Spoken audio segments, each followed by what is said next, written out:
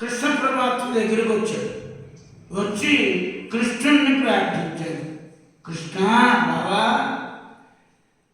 అశ్వత్థామ బ్రహ్మాస్త్ర ప్రయోగం చేశాడు. అది ప్రచండంగా వస్తుంది. ఏం చేయాలో తెలియదు. కృష్ణ కృష్ణ మహాభావో భక్తానాం భయంకర త్వమేవో దశ్యమానా మఫవర్గోచితం శృతే. ఓ కృష్ణ కృష్ణ కృష్ణ మహాభావో, రక్షించవయ్యా, నీ శక్తి అనంతమైన. అయితే తండ్రి అశ్వత్థామ తండ్రి ద్రోణుడు. ఈ ద్రోణాచార్యుడు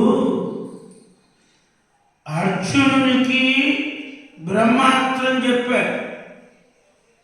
దాని ఉపసంహారం ఎట్లానో చెప్పాల అశ్వత్థామ అర్జునుడికి చెప్పాడు.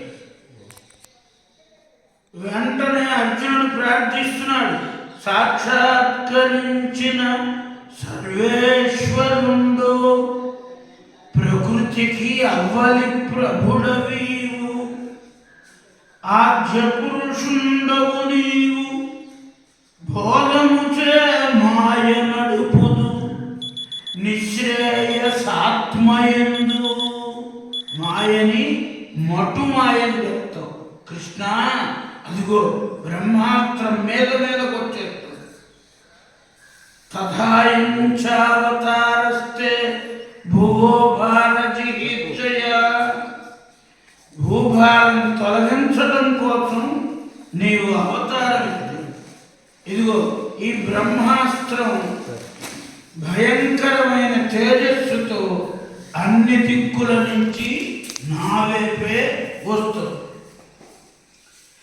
ఏం చేయాలి అనేటప్పటికీ కృష్ణ పరమాత్మ చెప్పాడు. చాలా అర్జున, ఇది అశ్వత్థామ ప్రయోగించిన బ్రహ్మాస్త్రం. తన ప్రాణానికి ముప్పు వచ్చింది. ఎందుకని? ఉప పాండవులని ఊచకోతకు. ఉప పాండవులు 5, ద్రౌపది యొక్క కుమారు. ఈ 5గురిని ఊచకోత చేసినందుకు భయపడి ఈ బ్రహ్మాస్త్రాన్ని ప్రయోగించాడు. దీన్ని ఉపసంహరించే శక్తి అతనికి లేదు. దీన్ని అమర్చడానికి ఇంకా ఏ అస్త్రం పనికిరాదు. కనుక నువ్వు కూడా, నువ్వేం సామాన్యుడివి కాదు, అస్త్రశస్త్రాలలో నిపుణుడు. కనుక నువ్వు కూడా బ్రహ్మాస్త్రాన్ని ప్రయోగం చేయాలి. కృష్ణ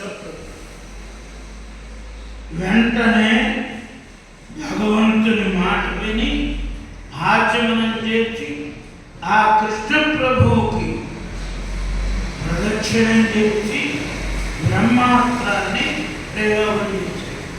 ఎవరు? అశ్వత్థామ. ఎప్పుడైతే అర్జునుడి కోపం ఎర్రబారిపోయి అశ్వత్థామని పట్టుకుని తాళ్లతో పశువు వల్ల బంధించి బలాత్కారంగా లాక్కొచ్చేస్తున్నాడు. మైనం పార్థార్హసి త్రాతుం బ్రహ్మబంధు మిమం జహీ. పరమ పాపిష్టి వాళ్ళు. అర్ధరాత్రి వేళ గాఢ నిద్రలో నిరపరాధులైనటువంటి పసిబాలుని హతమార్చి బ్రాహ్మణ కులంలో అధము ముందు వీణ్ణి వధించండి అన్నారు. వధించండి అని కృష్ణ పరమాత్మ మళ్ళీ చెబుతున్నాడు. ఏమని? బ్రాహ్మణో నహంతవ్య. ఓ అర్జున, బ్రాహ్మణుని చంపరాదు. ఎందుకని ధర్మశాస్త్రం చెబుతుంది కనుక ఈ అశ్వత్థామ మీ వంశానికి మచ్చ తెచ్చాడు. చిట్ట చివరికి పరమ పాపాత్ముడైన దుర్యోధనుడికే అప్రియం చేశాడు. ఇట్టి పాపాత్ముని వధించాల్సిందే అంటున్నాడు కృష్ణుడు. సరే, ఈ గురుపుత్రుణ్ణి చంపుదామంటే అశ్వత్థామకు ఇష్టం లేదు. అశ్వత్థామని బంధించి శిబిరానికి తీసుకొచ్చాడు. శిబిరానికి తీసుకొచ్చే ద్రౌపది వెక్కి వెక్కి ఏడుస్తుంది. ఎందుకని? పుత్రశోకం. 5 పిల్లలు ఒక్కసారి మరణించారు. కనుక అట్లాంటప్పుడు ఏం చేస్తారు ఎవరైనా చెప్పండి? అసలు అర్జునుడికి ఛాన్స్ ఇవ్వరు. ఆవిడే లేచి ఒక కత్తి తీసుకుని అశ్వత్థామని చంపే. కానీ దేశంలో స్త్రీలను బట్టి దేశం యొక్క గొప్పతనం అన్నారు. ద్రౌపది మాత వామస్వభావ కృపయా ననామచ. ఈవిడ ఏం చెప్పిందిట? వీడే వదిలిపెట్టండి. ఏమిటా బంధించడం? తప్పు కాదు. ముఖ్యతామేట బ్రాహ్మణో నితరాం గురుకు. చంపొద్దు చంపొద్దు చంపొద్దు. ఎందుకో తెలుసా? గురుపుత్రుడు. ఆత్మావై పుత్రనామాసి అని శాస్త్రం. సాక్షాత్తు ద్రోణాచార్యుడు మీ అందరికీ గురువు. అట్లాంటి గురువు గారి పుత్రుడు అంటే గురువు కింద లెక్క. అట్లాంటి గురుపుత్రుణ్ణి మీరు చంపుతారా? చంపడానికి వీల్లేదు. ఇదే ఇంకోళ్ళు ఏం చేస్తారు చెప్పండి? నా పిల్లల్ని చంపుతావా అని నరికేస్తారు. కనుక ఇతన్ని విడవండి. ముచ్యతామేత. ఇతన్ని విడవండి విడవండి.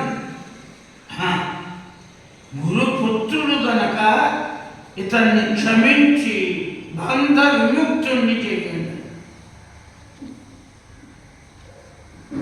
సయేష భగవాన్ ద్రోణః ప్రజారూపేణ వర్ధతే.